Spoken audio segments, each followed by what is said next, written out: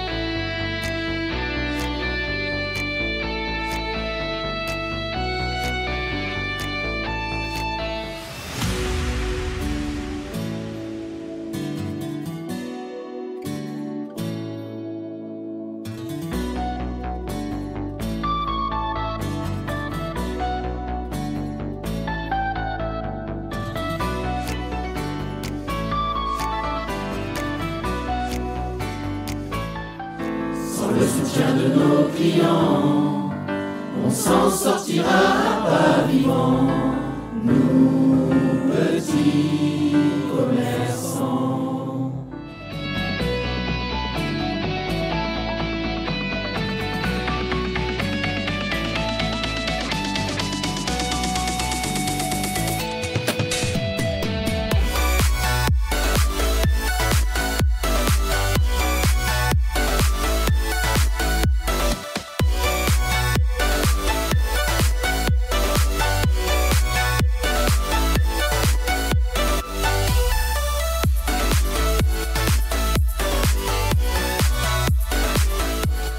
Pour l'intérieur, les couverts. Bientôt, ouais, les couverts et tout. Les desserts. Une ficelle Picard, le panneau coton. Oh, je vais me récoller. Oh là là. Voilà, il n'y a plus de là.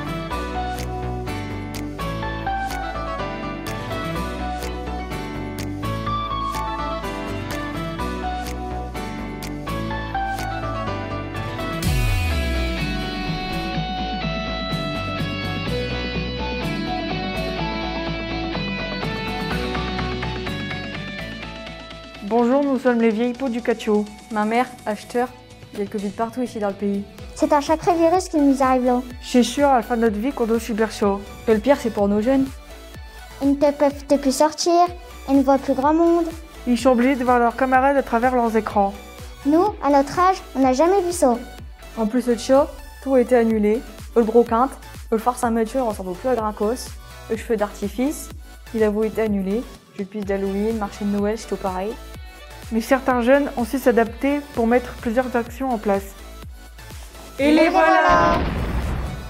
Bonjour, nous faisons partie du conseil municipal des jeunes et grâce à notre travail avec la municipalité, nous nous sommes mobilisés autour des différents projets passés et à venir. Réunion avec les élus. Mise en place d'actions autour du thème d'Halloween, concours de déguisement 1.0. Nous vous présentons nos projets à venir. Le marché du Coin qui valorise nos produits locaux. La fête de la musique au sein de notre ville en partenariat avec nos commerçants. Notre journée sur l'environnement. En souhaitant les vœux à Monsieur le maire, nous espérons qu'il répondra favorablement à nos attentes. Monsieur Siméon, nous vous souhaitons une heureuse et joyeuse année 2021.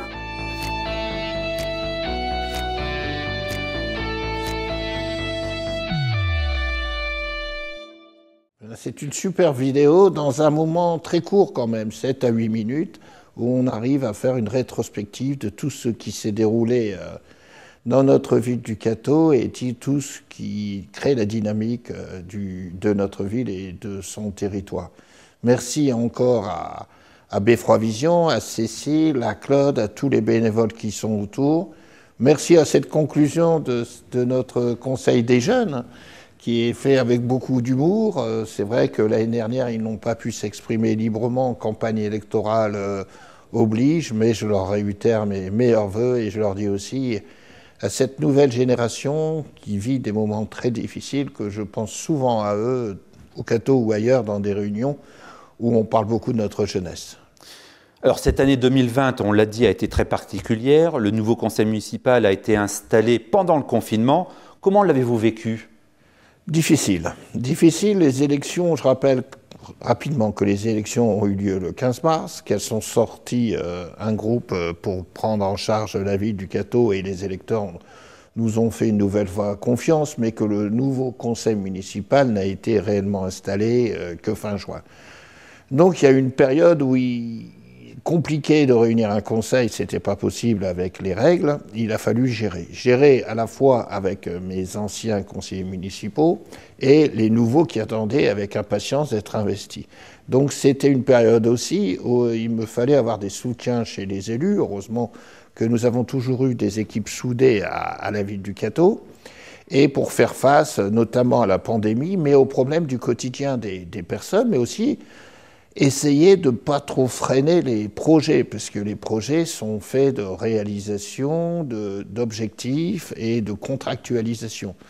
Et c'est vrai que des entreprises ont été touchées par le Covid, à la mairie aussi, un peu partout, le Covid était présent. Et je me suis attelé beaucoup sur les problématiques de santé dans ce court laps de temps de 3 mois, et puis rassurer la population. Alors après, nous avons eu la satisfaction de 2 éléments. Un recours au tribunal administratif fait par l'opposition qui n'a pas abouti, comme tous les 6 ans, et des dépôts de plainte sur certains de mes élus qui ont été classés sans suite par la justice. Donc tout ça a fait que nous sommes arrivés fin juin avec une nouvelle équipe dans des bonnes circonstances. Fin juin, juillet, où c'est une partie des vacances pour les équipes, et on a repris vraiment le flambeau et sensibiliser tous les acteurs à partir de septembre. Donc c'était une période difficile. Je ne me plains pas trop, puisque nous avons passé le premier tour des municipales et nous avons installé en juin. D'autres ont dû attendre heureusement juin, juillet, ce qui a fait reporter l'installation du conseil communautaire. Alors on parlait du Covid. Pendant ce Covid, vous avez souhaité distribuer des masques à la population. Comment ça a été perçu, cette distribution ? Si vous voulez, ça a été relativement bien perçu parce que c'était un réel besoin de la population. En tout, on a fait 2 distributions de masques.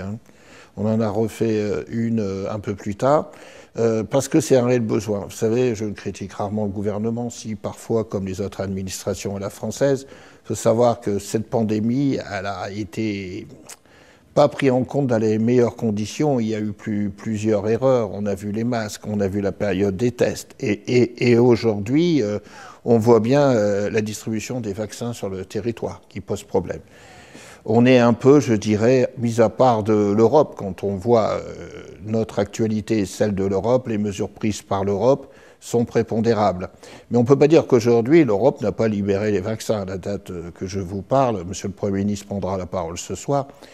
La France a obtenu une première fois 560 000 vaccins, une deuxième fois 500 000, et on se vante d'avoir un peu fait 1000 vaccinés aujourd'hui. Donc ça a été une période difficile. J'ai senti que la population, il fallait qu'on l'aide. Donc on l'a aidé, bien entendu, avec la région et Xavier Bertrand pour une première distribution de masques, mais il fallait aller en chercher. On a essentiellement fait travailler des producteurs locaux. Moi, les masques que j'ai remis au nom de la ville, ils viennent d'une usine, je ne peux pas dire le nom, mais à Villars-Outréau.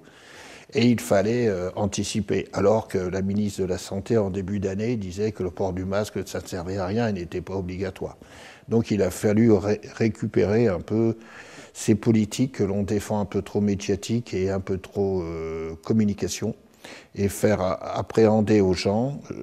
J'avais pris un arrêté aussi pour que le port du masque soit obligatoire, parce que j'étais convaincu que le port du masque, et vous m'avez accueilli ici, le lavage des mains, la distance, c'était les éléments déterminants pour éviter la propagation de cette pandémie déjà à l'époque. Voilà, mais je pense qu'on a fait preuve tous de solidarité. Il y a toujours 5% de la population qui n'écoutent pas les messages, mais qui ne nuisent pas seulement à eux-mêmes. C'est ça le danger, ils nuisent aux autres en ne respectant pas. Mais je peux vous assurer que depuis, je suis content de ma population et je suis fier d'être cathésien parce que beaucoup de gens respectent et les règles soit du confinement, soit de rester chez eux, soit de contact. Et c'est sûr que le monde a changé. C'est sûr que la société va changer. C'est sûr que le lien social, festif, convivial, empathie, hein. Mais la maladie est là, la pandémie est là, il faut être prudent pour défendre à tous sa santé. J'ai vécu des moments très difficiles, j'ai perdu des amis, j'ai perdu des élus, le maire de Kiévi. Fort heureusement, le maire d'Unchy s'en est sorti, mon cher Bruno, après 34 jours d'hospitalisation en réa, 3 semaines en rééducation en pneumo et maintenant sur l'île. Mais je veux dire, on a tous été touchés dans nos familles, dans nos amis, même chez des gens très proches. Certains que je connais bien ont dû rester chez eux 7 jours pour résister à cette maladie et se soigner par eux-mêmes. Donc je crois que maintenant le cathésien a bien compris que c'est très dangereux. Alors on va pas revenir sur ce qui s'est passé en 2020, mais peut-être je vais insister sur les souterrains. Vous savez que c'est quelque chose qui me plaît. On a fait beaucoup de choses dans le passé avec les amis du Cathésie et de Beffroi Vision. Donc vous avez l'intention de prochainement les refaire visiter. Eh bien oui, je sais que vous étiez président de cette fameuse association en 2001. Vous étiez président avec de nombreux membres, illustres, Madame Bouvard et beaucoup d'autres. Et vous m'aviez toujours dit, Monsieur le maire, il faut toucher au souterrain. Alors, il faut savoir être patient, on y arrivait parce que c'était des lourdes contraintes en matière de sécurité aussi, c'est un dossier assez complexe. Donc aujourd'hui, concrètement, les travaux, et le reportage de Beffroi Vision est très bien fait à cet effet, les travaux de consolidation, je dirais, hein, des murs, des plafonds sont faits, les travaux d'électricité sont en phase d'être terminés, et j'ai demandé à Mathieu Davoine qui réfléchisse bien pour mettre des panneaux pour la visite. Mais cette réfection des souterrains ne pouvait se faire que préalablement si on réfectionnait le beffroi de l'hôtel de ville, puisque la salle dans laquelle on descend en dessous, c'est celle qui soutient le beffroi de l'hôtel de ville, et puis mis à part ça, elle a un peu le bureau du maire. Mais il fallait le consolider pour permettre l'accès et la rendre mieux. Donc j'espère qu'au mois de mai, si on sort du confinement, on pourra visiter ces souterrains et j'ai demandé qu'on écrit à chaque endroit des plaques de mémoire et peut-être dans un avenir plus lointain, on ira encore plus loin dans les souterrains. On se raccrochera sur le volet touristique, hein, puisqu'on est en train de réfléchir sur un nouveau volet touristique avec la ville de Cambrai et d'autres collectivités locales, mais ça sera un plus dans la valeur patrimoniale de notre ville qui est riche en patrimoine. 2020, c'était également l'implantation d'un nouveau columbarium. On a lancé les études et on a financé l'installation d'un nouveau columbarium qui est un besoin. On avait fait un columbarium il y a 5-6 ans avec Guy Drouin qui a eu beaucoup de demandes et il faut toujours, vous savez, gérer, c'est anticiper, c'est prévoir. Il faut penser aussi aux années à venir comme il faut penser déjà un peu maintenant à une possibilité d'extension du cimetière dit traditionnel. Alors 2020, il y a quelque chose qui m'a retenu aussi. Nous avons eu la visite du ministre de la Justice qui a pris modèle de notre centre hospitalier. Il a pris modèle, vous savez, le centre hospitalier maintenant, les gens du Cateau n'imaginent pas, il est reconnu, Il est reconnu bien sûr dans le Cambrésis, dans le Grand Hainaut, puisque je m'occupe des problèmes de santé du Grand Hainaut, à Lille et un peu partout qui dépassent les frontières. Et là, M. Dupond-Moretti était venu dans un cadre bien précis, c'est la protection des droits de la femme et la lutte contre les violences conjugales. Et c'est vrai qu'on a été précurseur, à la fois par une antenne au sein des urgences, par une association aussi qui gère ces problématiques liées aux violences conjugales, et puis par un médecin qui avait fait une thèse là-dessus. Et ces idées ont été reprises au niveau national. Et le ministre de la Justice l'a déclaré publiquement que c'est en référence au pôle de santé du Cateau. Comme quoi, dans beaucoup de secteurs, le pôle de santé du Cateau est un élément phare. Et je suis content et satisfait que vous, les Catésiens et les Catésiennes, m'ont compris que la santé, c'était un avenir pour la ville du Cateau. Et on a développé tellement d'activités, on ne s'arrêtera pas là. On est en ce moment un peu étroit dans nos murs, public-privé. Mais on est reconnu, vous savez, moi, l'IRM, le scanner, tout ça, il y a des gens qui viennent maintenant de Valenciennes, voire de la région proximité lilloise, pour avoir une réponse plus vite possible. On a des partenaires privés, des médecins généralistes libéraux, des chefs de service qui viennent faire des consultes, et on est là, dans une ville de 7000 habitants. C'est extraordinaire. Il y a une ville voisine qui aurait voulu avoir un hôpital, qui ne l'a pas eu. Tout l'Avesnois s'effondre, un peu le Saint-Quentinois, et nous, on vit. Et puis, on a réussi aussi à avoir plus de 400 naissances cette année 2020 à la maternité, dans un contexte de natalité un peu difficile. Voilà, donc je pense que c'est une des plus belles réussites des mandats précédents, et on récolte aujourd'hui les fruits, parce qu'on a d'autres projets avec d'autres partenaires pour réussir que la santé, qui est quand même, outre un problème récurrent, et malheureusement avec le Covid, on voit bien la présence de la santé sur la réponse qu'on peut offrir aux habitants. Et bien la santé, elle est aussi pourvoyeur de beaucoup d'emplois. Le slogan que vous avez repris dans votre groupe depuis plusieurs mandats est évidemment de s'enrichir du passé pour vivre le présent, mais surtout construire l'avenir. Alors je vous propose de regarder un petit peu cet avenir. Qu'avez-vous prévu en 2021 ? Vous parlez un petit peu de l'installation d'une école de la seconde chance. Oui, c'est pour les jeunes qui, à un moment donné, quittent le système scolaire. Il y a la possibilité de créer une école de seconde chance. C'est un dossier que j'avais porté en 2020 en ma qualité de président de l'AGLO, en répartissant une capacité de 30 jeunes sur le Caudrésis, 20 jeunes sur le Catésie. Tout ça sur 2 sites un peu différents pour permettre à ces jeunes qui sont en rupture totale de chance de réussir dans la vie, parce qu'ils ont quitté le système scolaire, pouvoir aller réintégrer. À Cambrai, il y a l'EPID, qui est une autre conception. Là, c'est par le biais de la voie associative. Alors cette expérience, elle existe sur Valenciennes-Anzin et sur Fourmies et Maubeuge. Et je me suis déplacé, j'ai observé, et je trouve que c'est une bonne expérience, parce que cette jeunesse, il ne faut pas qu'elle soit sacrifiée. En ce moment, cette jeunesse, quand elle est universitaire, quand c'est pour des petits boulots, des petits salaires d'appoint, en ce moment, avec la fermeture des bars, des restaurants, du secteur culturel, elle est un peu sacrifiée. Donc il faut qu'on l'aide, il faut qu'on essaye de sauver le maximum de jeunes et qu'on leur permette un retour dans l'emploi, qu'on les aide à la mobilité avec le permis de conduire, qu'on leur offre vraiment une possibilité de se sortir. Parce que ça, c'est le fondement de l'avenir. Si on reste dans le domaine de l'éducation, après avoir construit une nouvelle école à Langevin, vous pensez à l'école Curie maintenant? Oui, nous pensons sérieusement, nous l'avions mis avec mes collègues dans le programme, nous pensons à restaurer, en réalité à reconstruire l'école Curie. Nous avons fait d'importants travaux à Matisse, d'importants travaux à Herbin, nous avons construit la nouvelle école Langevin et maintenant nous allons attaquer l'école Curie parce que c'est une école de quartier avec une grande partie de la rue du Maréchal Leclerc de Haute-Cloque, de la rue de Landrecy, qui a une raison d'être pour faire vivre ce quartier parce que l'école est un peu au cœur de ce quartier. Et donc, cette année, en 2021, avec mes collègues, on va inscrire au budget le lancement des études et le concours à une maîtrise d'ouvrage et à une maîtrise d'œuvre privée.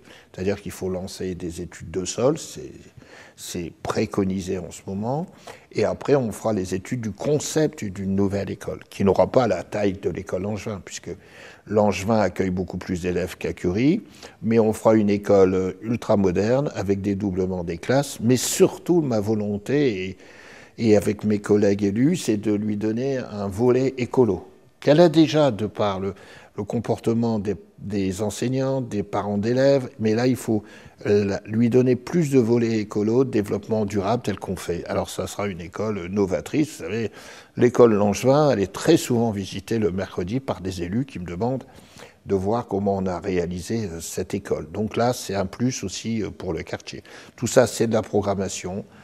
Je répète bien, 2021, les études. Si tout va bien, début 2022, lancement du chantier avec lancement des entreprises. Et après, comme on dit toujours, il faut aller pêcher quelques subventions. Autre thème pour le centre-ville, vous venez de créer la place d'un animateur. Oui, c'est un animateur de centre-ville. Alors, on est aidé un peu, c'est le hasard, vous savez, il faut être dans le calendrier. L'État vient nous déclarer comme petite ville, retenue au plan national par Madame la ministre, Madame Gouraud, qui s'occupe des collectivités locales. C'est un plus, et dedans, il y a une fourchette où on peut s'intégrer pour un médiateur de cœur de ville qui touche bien entendu au volet commerce, qui touche au volet patrimoine, mais qui touche aussi à tout ce qui peut se dérouler au cœur de ville, c'est ce qu'on appelle les bourgs-centres. Du côté, il y a l'État, de l'autre côté, il y a la région, puisqu'on est considéré comme bourg-centre comme centre de mobilité des villages autour, bourg-centre parce qu'on a des activités, des complexes sportifs que nous avons les seuls et qui irriguent à peu près à plus de 50% des gens de l'extérieur. Donc la politique des petites villes, c'était ça, c'était valoriser ces sites, c'est aussi, je ne vous le cache pas, nous donner des moyens financiers. Ce recrutement sera financé par 75% certainement par l'État pendant 3 ans. Et donc il faut aussi lui donner le volet aussi un peu commercial.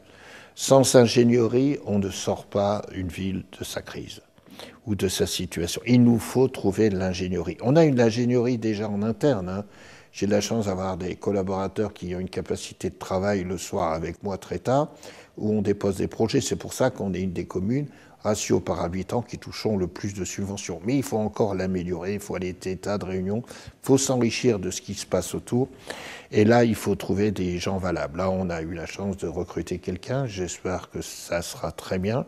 Il faut faire confiance à la jeunesse. J'ai pris quelqu'un de relativement jeune, voilà, et que vous aurez à recevoir certainement peut-être dans vos studios d'ici 2-3 mois. Et là, elle a une phase de connaissance de la ville à découvrir. Vous avez également l'intention de créer un comité d'animation locale. Oui, c'est un comité d'animation locale, c'est un peu plus large. Il y a le comité d'animation, comité de réflexion. Dans le programme, j'avais dit, il y a un comité de développement touristique, de patrimoine, de mise en valeur, où on a des gens qui sont d'horizons différents et qui peuvent aider à valoriser l'image de la ville. Vous savez, quand on a un campus universitaire qui est européen et bientôt mondial de cascade, quand j'ai vu le projet la dernière fois, et le nouveau projet qui est porté à 6 millions d'euros et que je dois essayer d'obtenir 50% à la région, qui donne de l'ambition à la ville. Quand je vois le centre Ninja, le club Osmose se développer, quand je vois David Oquier aussi, qui voudrait avoir de nouveaux projets, quand je vois le tourisme tout autour, quand je vois que le secteur économique, on veut encore beaucoup plus, et j'espère qu'on en parlera tout à l'heure. Quand je vois l'agglo qui va investir très, très lourdement sur le site Owen, sur le Bois-l'Évêque, lié au tourisme, je me dis qu'il faut qu'on mette un comité coordinateur avec des gens de tout horizon, mais des gens motivés pour construire le cadeau de demain, lui donner une vision, si vous voulez, qui se tourne vers un avenir lié à son histoire, certes, mais surtout à ses nouvelles orientations, aux besoins de nos populations. Et n'oubliez jamais que le tourisme et l'image de la ville est un accueil positif pour tout le monde et de valorisation. Voilà, donc ce comité, je devais le mettre fin d'année en place, mais le Covid ne me permet pas de mobiliser toutes ces énergies. Après, il y a un autre comité qui est suivi par Françoise, mais aussi par Olivier Descamps, de liaison avec les petits commerces, essayer de rénover les petits commerces avec la CCI. On a eu des accords avec la CCI, donc tout ça, ça va dans le même sens. C'est essayer de tirer dans un contexte difficile, parce que moi, la difficulté, vous savez, je relève la tête, je n'abaisse pas la tête. Hein. C'est d'essayer de tirer le Cateau vers le haut, parce que je suis convaincu que cette ville, je suis fier d'être catésien, elle a des valeurs, elle a des possibilités. Il faut lui rendre son image qu'elle doit retrouver, mais son image a changé. Le secteur des textiles, des sédous et autres, c'était une étape dans sa vie. Maintenant, il y a une deuxième étape. Alors, on a réussi l'étape du pôle de santé, il faut réussir le Cateau de demain. Encore une création, la création d'un centre communal de santé. Oui, alors on m'a dit que j'étais un peu utopiste, c'est tenter quelque chose. Alors j'espère qu'on va réussir, on a déjà franchi des étapes, ça a duré plus d'1 an avec les complications étatiques, mais nous avons créé un centre communal de santé, nous avons un médecin généraliste libéral qui est passé salarié chez nous et qui occupe cette mission. Le but, c'est d'augmenter les médecins généralistes. Alors bon, c'est vrai qu'au Cateau, certains nous disent, on n'a pas beaucoup de médecins généralistes, on en a 7 pour 7000 habitants. Bon, je ne vais pas me plaindre. Alors, c'est déjà beaucoup. Regardez un peu Caudry, c'est le même nombre pour 14 000 ou ailleurs. Mais nous, en plus, on a un point supplémentaire, c'est qu'on a une maison médicale de garde qui, tous les soirs de 20h à minuit, le samedi et le dimanche, est présent. Mais il faut se dire à la population qu'on ne peut plus avoir le même médecin généraliste comme dans le temps. Ils ne peuvent pas venir à 20h, ils ne peuvent pas venir, ils ont le droit aussi à leur vie, ils ont le droit aussi à leur moment de détente et de loisir. Mais tout ça, ça vient de quoi? C'est le numerus clausus. C'est le fait qu'on ne sort plus assez de médecins au niveau national. Donc là, on a changé, l'État a changé les critères de numerus clausus, mais avant que ça soit efficient, il faut 7 à 8 ans pour former un médecin.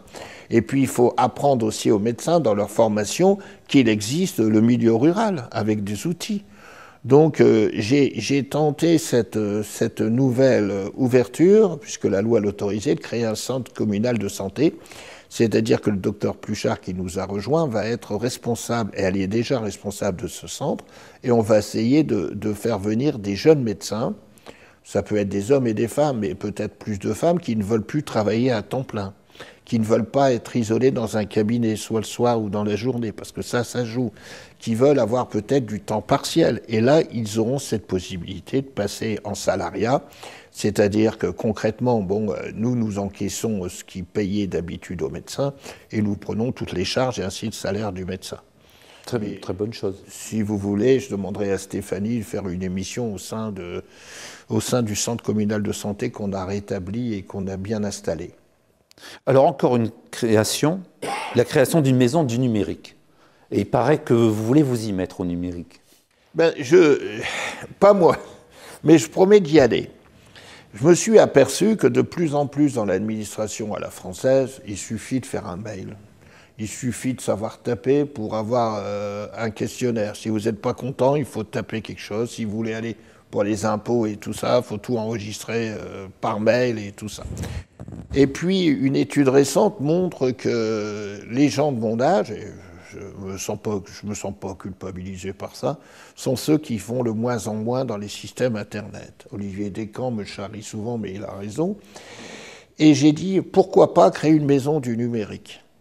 C'est-à-dire, c'est trouver un bâtiment au cœur de ville où l'on pourrait faire des ateliers de développement du numérique, à peu près avec un copil de 12-15 personnes maximum, où on apprendrait d'abord aux aînés comment utiliser un ordinateur, comment faire le basique.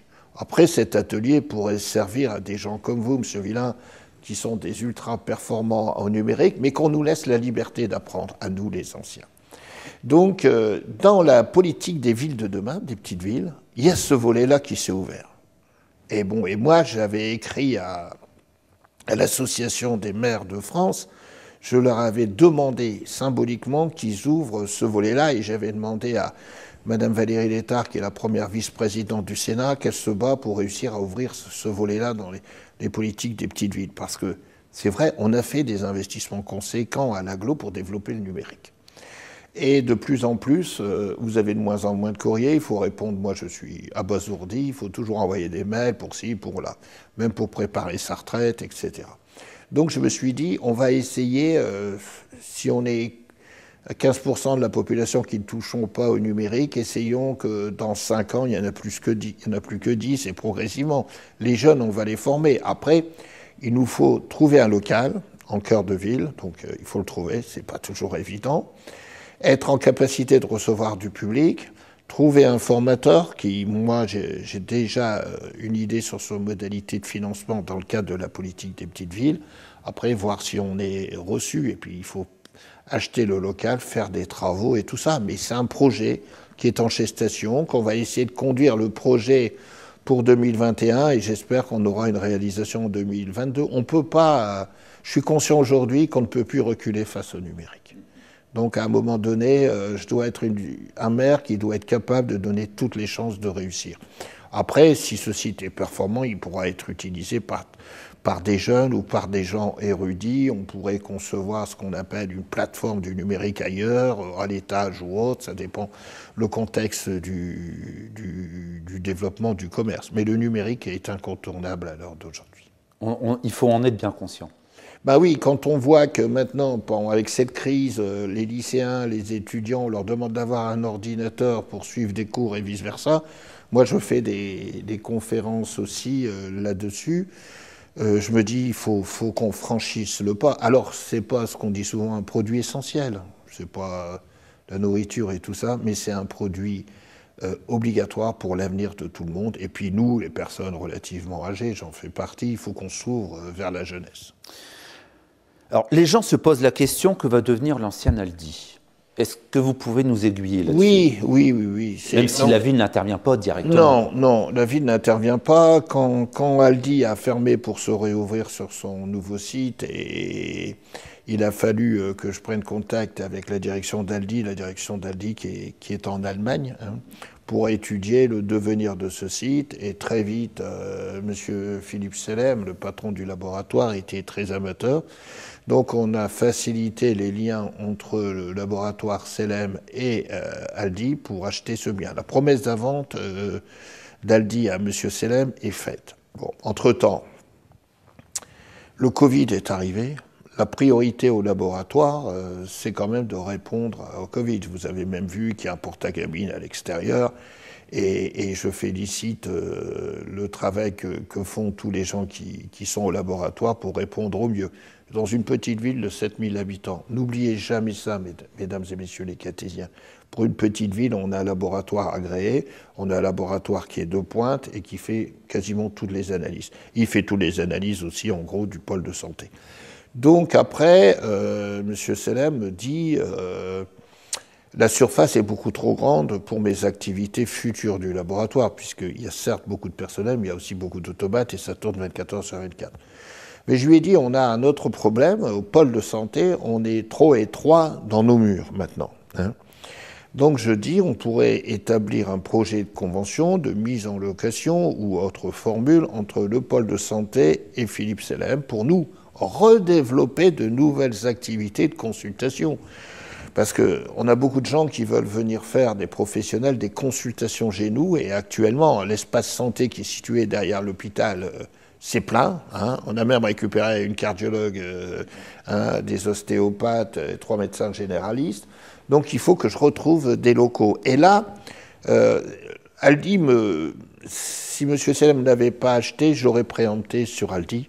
Parce que c'est la proximité de l'hôpital, il y a un parking indépendant, hôpital, clinique, imagerie, donc il y a des tas de possibilités. Donc le dossier sortira, il est en bonne voie, sauf qu'avec le Covid, c'est un dossier qui sortira, je pense, cette année définitivement.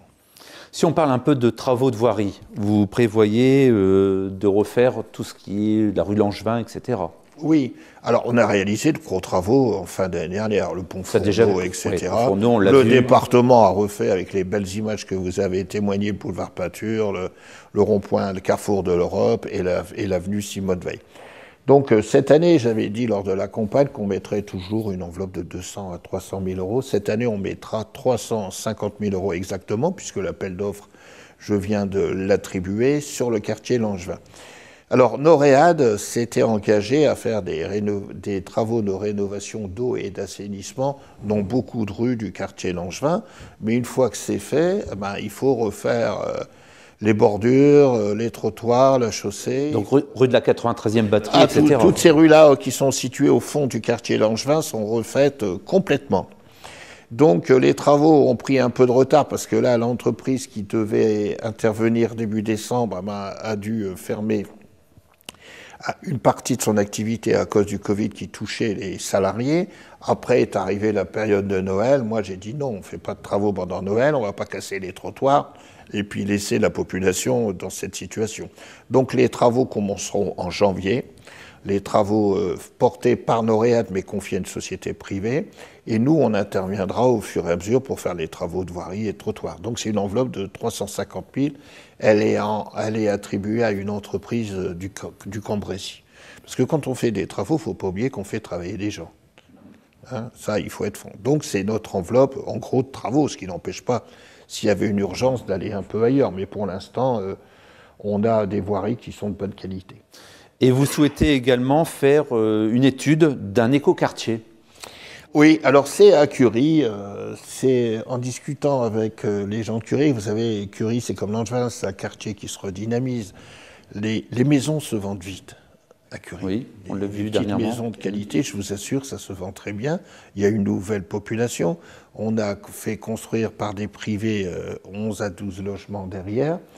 Et quand je me balade derrière la déchetterie, je vais au club de Cascade, à l'espace, je crois que c'est toujours Chico Mendes, qui est un peu à l'abandon, je le reconnais, qu'on va au club hippique, qu'on va à l'espace de loisirs et détente pour les jeunes, qu'on va au jardin ouvrier, qu'on rejoint le carrefour de Basuel, on peut faire toute la boucle à pied.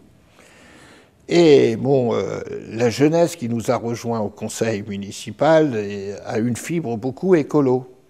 Donc ils m'ont dit, monsieur le maire, pourquoi on ne ferait pas un éco-quartier, éco-environnemental, avec la mise en valeur de ce qu'on a dans ce domaine. Et ils ont raison, tout en sachant que ce secteur-là ne peut pas être constructible. Hein. Donc c'est valoriser un peu le cadre de vie, l'environnement. Donc j'ai plusieurs élus qui sont mobilisés pour mener une réflexion. Donc on a pris déjà un bureau d'études et le mandat sera lancé toute cette année 2020 pour aboutir, je pense, fin d'année 2021, pour aboutir en fin d'année, mais un beau projet qui sera, je pense, d'une enveloppe à peu près d'1 million d'euros, de la recherche de subventions liées à l'écologie, au développement durable, tout ce qu'on peut faire, mais aussi redonner un peu des jardins ouvriers réellement type de jardin ouvrier, essayer de mieux structurer cela, parce que c'est un très beau coin pour les balades. Hein. Oui, tout à fait. Et on peut faire une boucle remarquable. Là, moi, j'ai redécouvert avec des bottes cet espace. Avec les anciennes voies ferrées, etc. Les anciennes voies ferrées. Après, on peut rattraper même après, puisque on avait racheté une partie des voies ferrées qu'on avait éloignées. Ça sera un chemin de randonnée aussi. Les 2 chemins de randonnée départementaux qui seront entretenus par l'agglo. Vous voyez, c'est tout ce volet-là que je veux donner à ce quartier. Alors, est-ce qu'on pourrait s'arrêter maintenant 2 petites secondes pour parler du projet de votre mandat? Après avoir rénové le Beffroi, vous songez à rénover notre belle abbatiale. C'est pas le songe d'une nuit d'été, c'est un rêve qui va aboutir, je pense. C'est un projet qui me tenait à cœur. J'avais toujours dit qu'après le Beffroi, il faut attaquer l'abbatiale. Les gens diront c'est un projet pharaonique. Bon, on parle de 6 millions d'euros à peu près. 6 millions 6 à peu près. On a d'abord choisi un bureau d'études, hein, un bureau d'études spécialisé en architecte des bâtiments historiques, qui a rendu une copie. J'essaierai de venir avec la copie où vous montrer le reportage qu'il a présenté au conseil municipal, de grande qualité. Donc j'ai souhaité le faire en 2 tranches. Une tranche qui va durer à peu près 36 mois, un peu plus de 3 millions, et la deuxième tranche, ça sera après, selon les possibilités de subvention et les capacités de la ville. La première tranche, concrètement, c'est que lorsque vous construisez une maison, ben, il faut consolider ce que l'on a déjà ou vous retapez une maison. C'est la toiture, c'est les charpentes, c'est les pénétrations d'eau, c'est les pierres et tout ça. Et puis, à toute la coque, je dirais, j'ai demandé de rajouter en première phase la façade. La façade, elle est magnifique, il faut la restaurer, parce qu'il y a même un affaissement quand on se situe en face sur le côté droit et les côtés. Donc, c'est la première tranche. Bon, ce dossier est passé au conseil municipal, il a été soutenu à l'unanimité. Il a déjà été envoyé au service de l'État pour avoir une subvention conséquente dans la revitalisation des politiques de l'État, comme on avait eu sur l'Angevin, mais à taux moins réduit, ou sur le Rio de Tupini. Là, on va chercher un peu plus d'1,2 million à l'État. Et aussi, on va chercher beaucoup d'argent à la DRAC. La DRAC, c'est la Direction régionale des affaires culturelles, parce que ce bâtiment est classé. Donc, ce dossier est en cours d'étude à la DRAC. Il a déjà fait l'objet de petites remarques de la DRAC. Ça veut dire que le dossier... il tient la route, et maintenant j'attends la décision, et j'espère qu'en juin, on aura l'échafaudage qui commencera à être monté, et que le cabinet d'études pourra lancer les consultations d'entreprise en février-mars. Sur 3 millions d'euros, vous pensez finalement que la ville devra ça dépend, mettre combien, grosso modo? Vous savez, je suis un gourmand, la moyenne basse, c'est 20%, quoi. Ce serait magnifique. Ça serait magnifique. Là, je pense qu'on est dans le bon créneau en ce moment de relance de l'économie par l'État. Et pour la DRAC, c'est un bâtiment qui tient beaucoup à cœur, comme a tenu à cœur le Beffroi. Et c'est vrai que ça n'a rien à voir avec Notre-Dame de Paris. Mais non, mais bon. Nord-Pas-de-Calais, l'abbatiale est atypique. Et le directeur régional de la DRAC et un de ses collaborateurs ont été surpris de l'abbatiale. Voilà. C'est malheureux que cette abbatiale soit entourée de maisons. Elle serait ouverte, on verrait sa surface, sa conception et tout. Et après, la deuxième phase, ça serait l'intérieur, les vitraux et toute la phase de restauration. Donc c'est un projet qui va prendre à peu près combien d'années? À partir de l'échafaudage, 36 mois pour la première étape. Pour la première, et après on attaquera la deuxième étape, c'est tout ce qui est intérieur. L'intérieur, voilà. Qui peut aussi, ça dépend des modalités de financement. Sur la deuxième étape, j'ai déjà fait un pré-projet de financement. Je requiers le département et la région, encore. Hein. Le département est capable de venir sur des bâtiments structurants comme celui-là, et la région peut apporter aussi une soulte à la valorisation du patrimoine ainsi que la Fondation de France. Mais ça sera la deuxième phase. Après, est-ce que les données seront les mêmes? Mais je ne peux pas lancer les deux en même temps. Et puis, il faut voir la capacité de rembourser de la ville. Bon, on a les capacités actuellement, mais tout évolue tellement dans notre société qu'on ne sait pas où on va financièrement. Autre domaine, on va parler un peu de la sécurité. La commune, elle dispose d'une 50aine de caméras de surveillance. Vous avez fait équiper dernièrement la police municipale de caméras. Y a-t-il encore beaucoup de délinquance sur le Cateau? Il y en a, comme dans toute ville. Hein. Le maire de Caudry avait fait la une de la Voix du Nord l'autre jour. On a de la délinquance. Il ne faut pas dire que le Cateau est en dehors du monde, qui prend que les bonnes choses et les mauvaises choses, il laisse aux autres. On a une délinquance...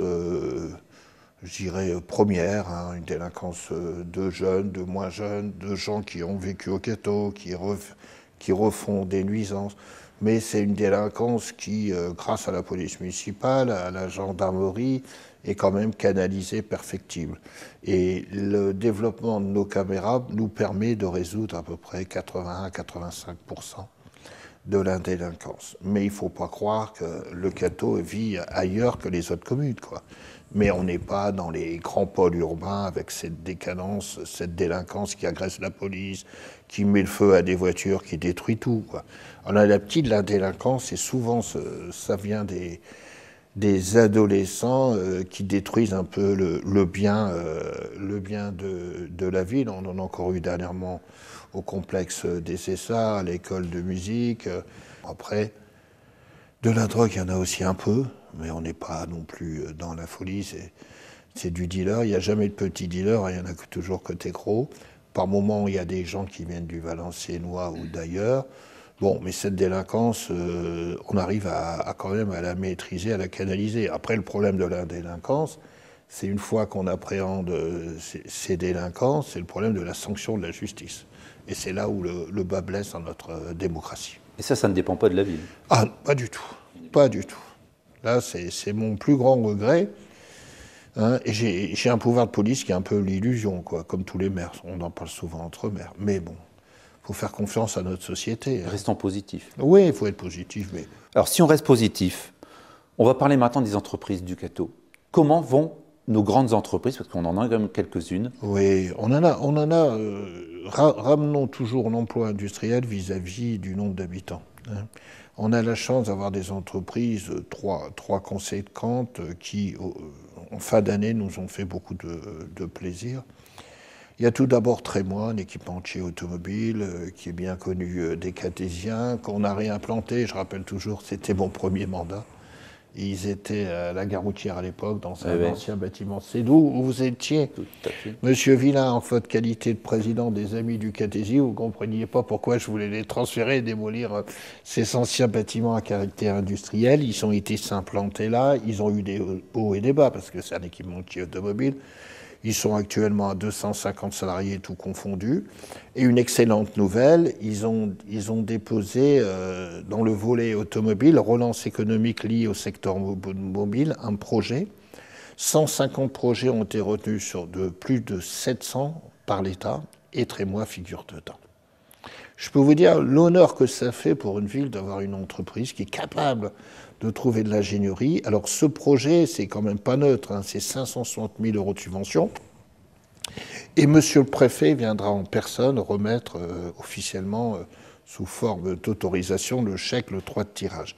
C'est créer de l'ingénierie chez Trémois. C'est surtout l'ingénierie tournée vers la voiture électrique et les équipements électriques liés au nouveau concept. Parce que Trémois travaille avec toutes les entreprises automobiles du Nord-Pas-de-Calais. Hein, Toyota compris, BMW, tout ce que Renault, Peugeot. Donc c'est quand même montrer qu'on peut vivre au Cateau et avoir une entreprise qui crée l'ingénierie. Une excellente nouvelle qui me fait penser que l'entreprise a vocation quand même à rester. Et je connais toujours bien les groupes Trèves qui est à leur tête. Ils ont toujours aimé le Cateau. Toujours aimé le Cateau. Ils m'envoient chaque année les vœux, on s'appelle. Ce sont des gens très bien, très respectueux, avec un comité d'entreprise qui respecte aussi le droit des travailleurs. Et de l'autre nouvelle qui est arrivée, ça je l'ignorais, c'est tant mieux pour l'entreprise, c'est la SASA, l'entreprise de silicone, société d'application en silicone alimentaire, qui a aussi quand même pas mal de salariés. Les rumeurs couraient à contre-courant, comme quoi il ne faut pas toujours écouter la rumeur. Et eux, ils viennent de faire l'acquisition, partenariat-acquisition avec une start-up parisienne de très grande renommée pour améliorer la vente de leurs produits, notamment aux États-Unis, pour les ménagères, les produits à four, pour fabriquer des bons gâteaux. Hein, mais bon, ils auront beaucoup de difficultés parce que la cuisinière américaine n'est pas la cuisinière française. Il faut leur apprendre un peu plus que chez nos dames françaises, c'est une boutade. Mais donc, ça leur permettra de pénétrer sur le marché américain. Et ça, c'est une excellente nouvelle. Et puis, la troisième, c'est Norail, hein, c'est l'entreprise de Charles Blanchis, qui a réalisé beaucoup d'activités, qui a augmenté son recrutement, qui augmente sa capacité, qui est reconnu quand même sur le secteur national, voire européen, avec les gros groupes commerciaux, comme un des leaders du petit matériel et tout ça. Et Charles a fait un boulot exceptionnel depuis plusieurs années. Et aujourd'hui, il récolte les fruits, mais indirectement, c'est la ville du Cateau qui récolte aussi les fruits. Et je l'en remercie vivement. Voilà un peu pour le secteur industriel qui se porte bien, je pense. Donc très positif pour le Cateau. Très positif pour le Cateau. Et puis j'espère que demain, il y aura d'autres éléments qui seront encore plus positifs. J'y crois, il faut du temps. Les gens ne pensent pas que des dossiers, il suffit de claquer des doigts pour trouver une entreprise, un commerçant et tout ça. C'est complètement faux. Le monde est compliqué. On a la zone des Quatre-Vaux. Hein. On commence à voir le jour avec le projet automobile sur le Caudrésie. 2 ans de négociation, ça vous dit rien? 2 ans. Et là, bon, il y a une promesse d'achat de terrain. Et là, sur notre zone des Quatre-Vaux, eh ben, elle est quasiment finalisée. On commence à avoir des visites qui sont quand même conséquentes. On a eu un groupe chinois, un peu pendant le Covid, donc je ne sais pas où il est, parce qu'après, il faut être sûr avec qui on travaille et sur quel projet. On a eu une visite dernièrement, avant les fêtes de Noël, d'un groupe, mais avec une entreprise de renégociation du plastique, d'usine de plastique type Cefeso. Et là, prochainement, on a une visite d'une entreprise qui vient plutôt pour des plats cuisinés, fabrication et autres. Donc on aura. Je suis convaincu qu'un jour le ciel va s'éclaircir. Il n'y aura pas de logistique, je pense, au Cateau. Je peux me tromper parce que la logistique, c'est quand même Yves-Vallée. C'est les grosses villes, c'est tout près des autoroutes. Là, on est un peu loin. Donc, on trouvera. Il faut être patient. C'est vrai que la patience s'éternise, mais quand vous voyez autour de nous les entreprises qui se cassent la figure, malheureusement, Bridgestone, dans la région de Lens-Béthune, vous avez aussi dans le Valenciennois des entreprises qui se sont cassées la figure. On en parle sur le coup. Bridgestone, c'est 800 emplois, mais c'est le double emploi avec les sous-traitants. Quand Vallourec a connu ces graves problèmes dans le Valenciennois, c'était autant de sous-traitants. Restons optimistes dans un contexte pas toujours facile, mais on a des lueurs d'espoir. Bon, on a une belle ville, on a des gens motivés, on est fiers d'être cartésiens, on a une capacité de vie d'ensemble, on a un secteur culturel qui malheureusement est bloqué un peu, on a un secteur sportif qui est complètement bloqué, et moi j'attends avec impatience les décisions du Premier ministre ce soir, savoir si on peut relancer tout ça ou non. Puis je m'y plierai bien sûr, parce que je suis un homme de la République. Alors en 1921, il est peut-être difficile de prévoir un petit peu toutes les manifestations que vous allez organiser. La fête de l'été, est-ce que vous allez encore la maintenir? En 2021. Sûr. Oui, non, mais parce que vous m'avez dit 1921. Ah non, 2021. En 2021, non. Nous avions pris une décision. La fête de l'été était trop dépendante des conditions météo. Elle avait la chance d'attirer du monde. Elle avait la chance de donner une image. C'était au moment de la fête de la musique. Mais il faut dire que nos amis artistes, et surtout tous ceux qui tournent autour, augmentaient à chaque fois le montant. Donc, ça représentait à peu près combien chaque fois? 35-40 000 euros quand même. Pour une soirée, pour une soirée fin d'après-midi, ouais. Je dirais. Hein. Et donc on s'est dit, on va défendre le Cateau et ses trésors. On a la chance au Cateau d'avoir une ville où il fait bon vivre, avec des richesses, avec du patrimoine. Et on va essayer de faire une fête. Alors, il y a la fête du lait au Quesnoy en septembre. Il est hors de question qu'on concurrence nos partenaires du Quesnoy. Nous, on ferait une fête, on est en train d'essayer de monter le projet. Le 3 et le 4 juillet, on commencerait par une fête des saveurs, des produits du terroir, où on ferait venir des associations, des commerçants, un peu du parc naturel régional, puisque le Cateau fait partie du parc naturel régional et Guylain Combier, son président, est un ami avec moi à la région. Et puis du Cambrésis pour mettre en valeur tout cela en association avec la richesse du terroir. Vous savez, on a quand même dans la richesse du terroir, on a toujours ce formidable marché aux bestiaux qui est bien porté. On a d'autres atouts en richesse du terroir. On a aussi une association de pêche. 250 membres que je voudrais mettre en valeur, et puis d'autres choses qui font des produits du terroir, et aussi tout le secteur de la bière. N'oublions pas que la bière est un vecteur économique avec la brasserie. Donc quand je disais que cela, et puis l'école de Cascade serait prête aussi à venir faire des démonstrations, parce qu'elle est sollicitée partout sur tous les plateaux actuellement, par les médias. Donc il faut qu'on réfléchisse, commencer calme et chaque année remettre un peu plus de l'animation sur un week-end et tout. Donc on va se lancer progressivement. J'espère que l'on aura la liberté de la maintenir les 3 et 4 juillet, hein, à la sortie des fêtes d'été. Mais voilà un peu l'objectif. Voilà, c'est un nouvel objectif qu'on s'était assigné et qu'on va essayer de tenir. On a essayé d'aborder un petit peu l'avenir mais vous êtes positif. Ah oui. Vous croyez en l'avenir. Peut-être que vous pouvez maintenant présenter vos vœux à tous les cathésiens, les cathésiennes qui nous regardent. Exactement. Ben, je voudrais terminer un peu sur les propos que vient de dire M. Villain. Je pense que la vie, elle n'est pas facile pour personne. Elle est même très difficile le plus souvent pour certains d'entre nous. Je connais beaucoup de gens qui, dans cette période, ont perdu un lien très proche. J'en connais d'autres qui vivent un peu très difficilement leur isolement. Je connais beaucoup de jeunes qui ont du mal à se repositionner dans cette société qui est injuste, qui est ingrate. Je dis simplement, il faut avoir la foi. La foi, c'est ce qui nous guide dans la vie. On a tous eu des moments de difficulté. Moi aussi, j'en ai eu dans ma jeunesse pour trouver ma voie professionnellement. Mais il faut avoir la foi. Et quand on a la foi, qu'on a la volonté de s'adapter ou de vivre ensemble, on réussit. Alors c'est vrai que cette année 2020 qui se termine et l'année qui s'annonce au moins premier semestre 2021 sera difficile. Mais il faut avoir la foi, mais aussi la foi, elle doit être raisonnée. Raisonnée avec ce que l'on a par rapport à d'autres décennies où c'était encore plus dur.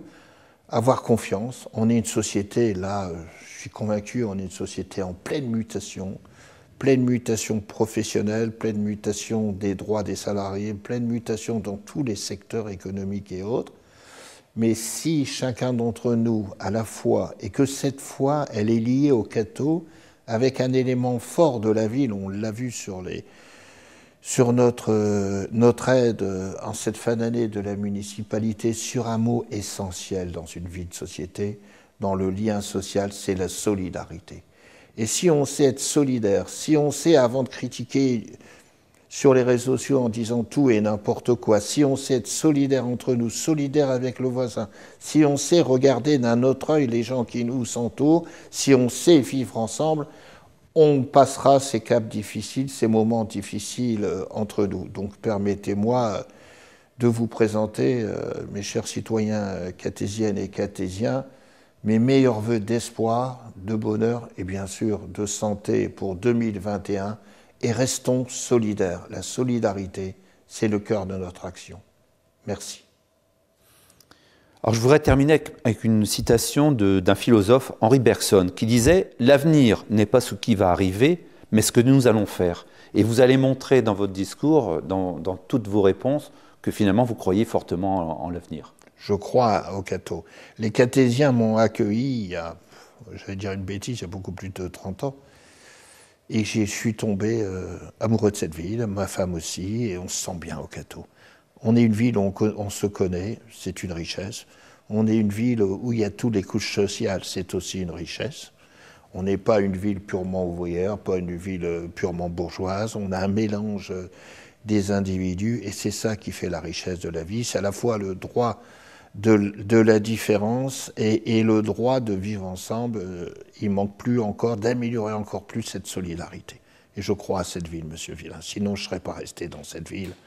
Et j'y crois énormément qu'on est capable de tous construire ensemble. Encore faut-il s'ouvrir l'œil et ne pas rester dogmatique, comme trop souvent certains le sont, qui critiquent tout sans savoir pourquoi, les fondements, qui pensent que tout est facile, qu'il suffit de claquer la main. On ne construit pas des rapports d'individus, sans oublier qu'il y a un environnement économique, qu'il y a un environnement de l'État, etc., etc.